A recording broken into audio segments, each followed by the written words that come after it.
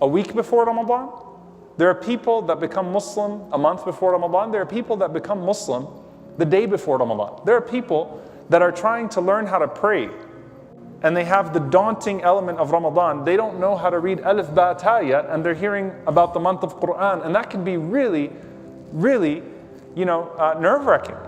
Alhamdulillah, we just did the nikah of Brother Brian, who accepted Islam here. Alhamdulillah, Rabbil Aamin. May Allah bless him and all of those who are fasting Ramadan for the very first time. Allahumma Aamin. Nerve-wracking, right? I was like, I wonder when, I don't know why this question came to my head. I wonder when Ramadan was legislated for the companions of the Prophet ﷺ, in what month? And subhanAllah, it was in Sha'ban, the second year after Hijrah. You had these companions that were just learning how to pray.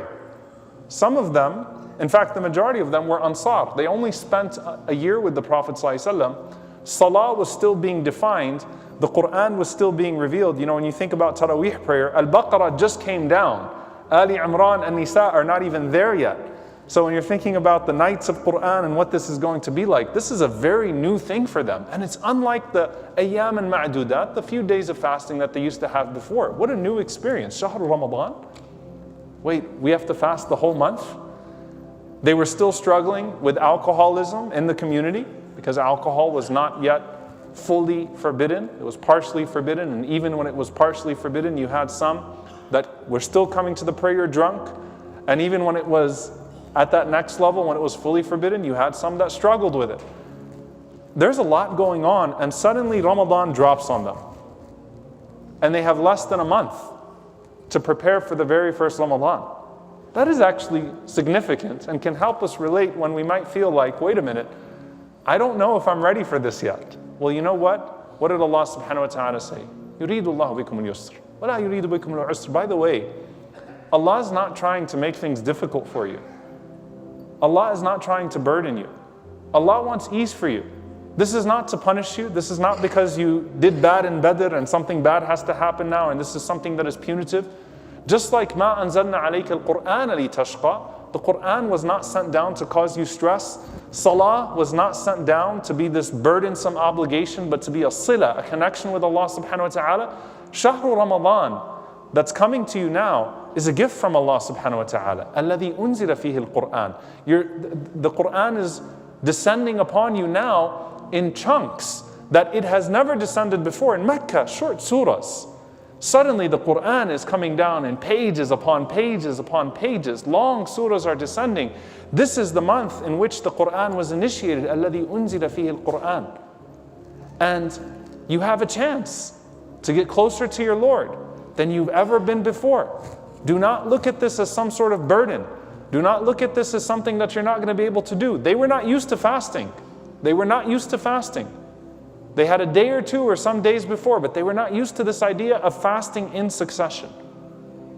And so once you sort of take a step back and first and foremost look at Ramadan like a gift from Allah subhanahu wa ta'ala that is actually here with immense mercy, then you approach it differently. And as you read about the Salaf and you read about the pious predecessors, you know what you don't find from them? You don't find that they were very stressed out in Ramadan, which I've noticed over the years, and I'm guilty of it. Sometimes you know the stories, you know their stories, you know the goals they had, them meeting their goals, you're starting to fall short, and it's beginning and you feel like it's slipping very quickly, or you weren't prepared for it, you weren't ready, and you get stressed out. They weren't stressed in Ramadan. Ramadan was go time. Ramadan was Allah's mercy is descending right now like never before. The gates of Jannah are flung open, and I am calling upon Al-Afu, the most forgiving one.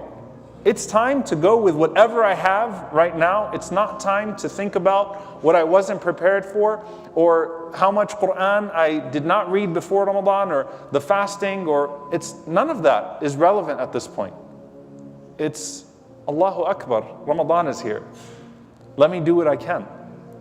Let me pace myself now that the month has started in ways that are going to give me the full benefit of the month. So how do we get started off on the right foot? Well, first and foremost, if you look at the Salaf, they paced themselves from the very beginning as to how they wanted to divide that month.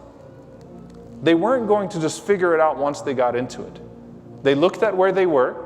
They looked at what they were capable of, and they created a trajectory for themselves. They charted a trajectory for themselves. Where do I want to end up at the end of the month? And how do I build myself to that in a reasonable way? Not one that causes me great stress. Not heavy on the quantifiable part of this, but how do I chart myself up there, right? Abu Musa al-Ash'ari, radiyallahu ta'ala anhu, was someone who was distinguished by his fasting. And it's said about him, and this is outside of Ramadan as well, that he used to fast until he would become very, very lean. Okay? And they would tell him, لو أجممت نفسك, like, if you took care of yourself, put a little bit more, weight on. Why are you fasting so much? And your fasting seems to come in large blocks. The Prophet ﷺ was described as what? That sometimes he was fasting, I'm talking about outside of Ramadan, until you thought that he was always fasting. And sometimes the Prophet ﷺ took a break from fasting until you thought that he was never fasting, sallallahu alaihi wasallam. So Abu Musa, you seem to have this really intentional schedule that you have yourself on. What is that? And he said, إِنَّمَا يَسْبِقُ مِنَ الْخَيْلِ الْمُضَمَّرَةِ. He said the fastest horses, the ones that always win the races, are the lean ones. And al-mudammara is a very rich word in the Arabic language because it actually speaks to their diet. The Arabs had this whole thing when they prepared their horses for a race of what they would feed the horse before and how they would, how they'd start to take quicker laps to jogging laps to walking and keeping them on a schedule before the race starts. And what would end up happening is that you had sometimes those that weren't very good trainers, you're training your nafs, which is the horse, sometimes not very good trainers, that had horses that were stronger and faster in their nature. They'd go quick and then they'd crash, they'd be overtaken. So they start the race quick and then they get overtaken. Al-mudammara, if you watch a professional race, is that person that's running and you're like, when are they going to burst? And then they slowly start overtaking the rest of the racers. And this is actually what Abu Musa said I'm doing to my soul. SubhanAllah. This is how I treat my soul. I treat it like that horse that has this course. It's a long course there. That 30 days is far away, but so close, because we know that next week we're going to say Ramadan is already disappearing, and we're already in the last 10 nights, and we're already on the 27th. May Allah subhanahu wa ta'ala grant us a life of acceptance. Allahumma Aamin. But we know how this goes every year, right? He's saying, I've already charted it out. I see where the end goal is, and I'm pacing myself.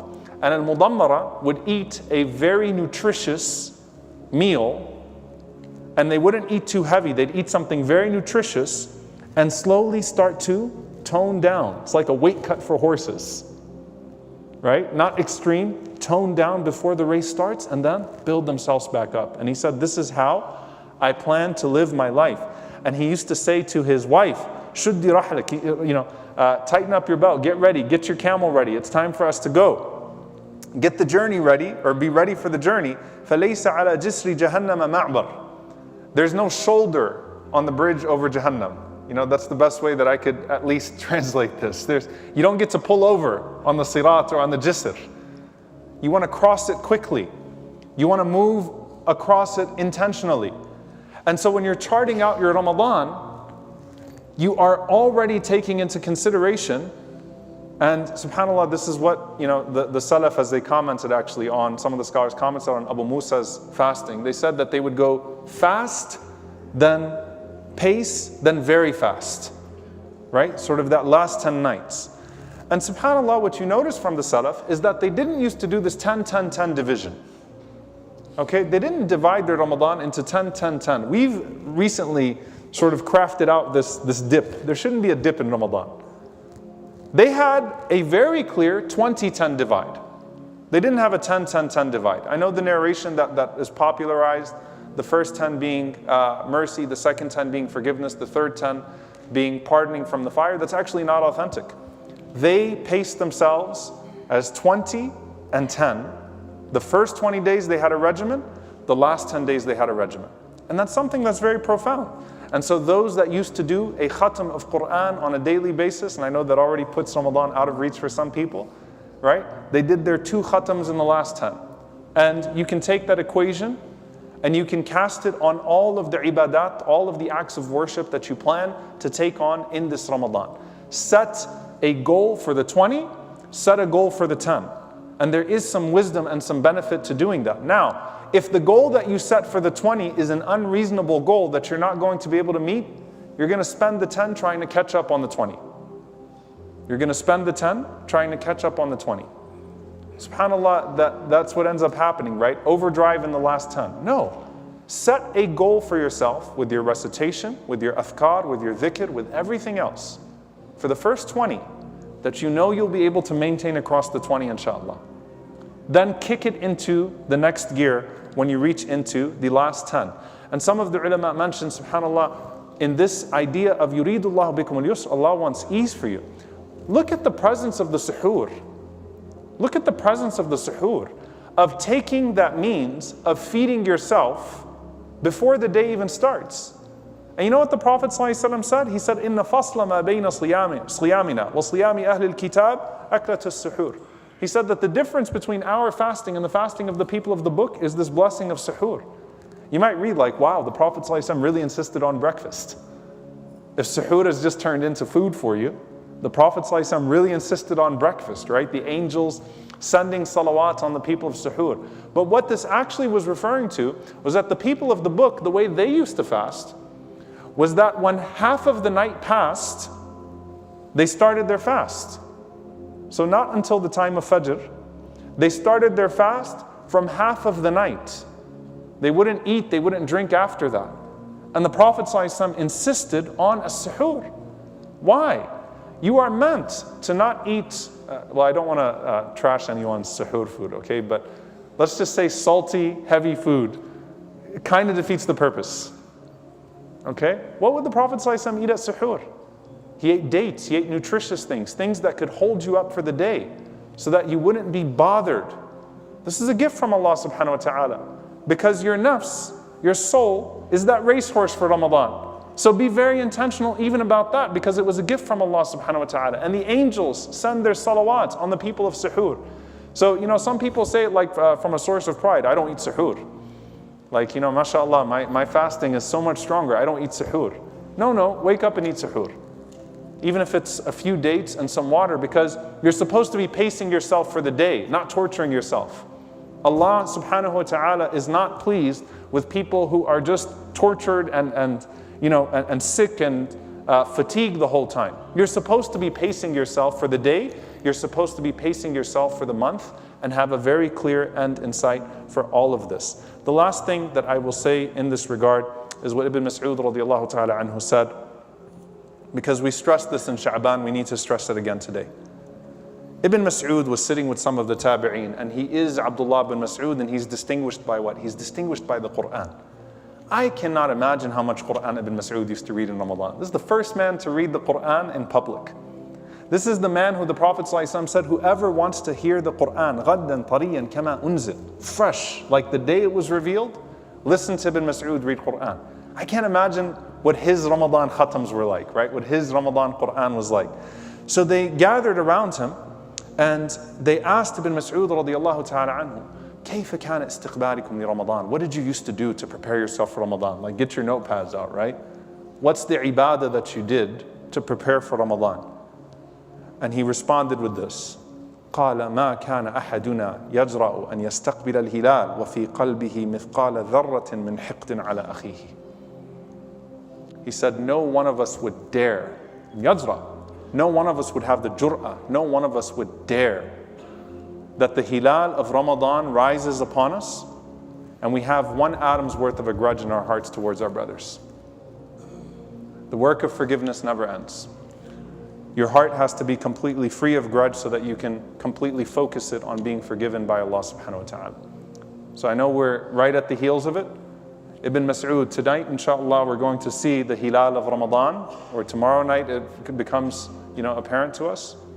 Don't dare to have in your heart anything. We would not dare, as the companions of the Prophet ﷺ, to have in our heart anything of ill will towards our brothers and our sisters at that point. May Allah subhanahu wa ta'ala clear our hearts of that which is displeasing to Him, and prepare our hearts for Ramadan, and give us the guidance and the rushd and the action plan and the way that we can make the most of it, and ultimately allow us to leave it completely forgiven of our sins and embraced by His mercy and entered into His paradise. Allahumma Aamin.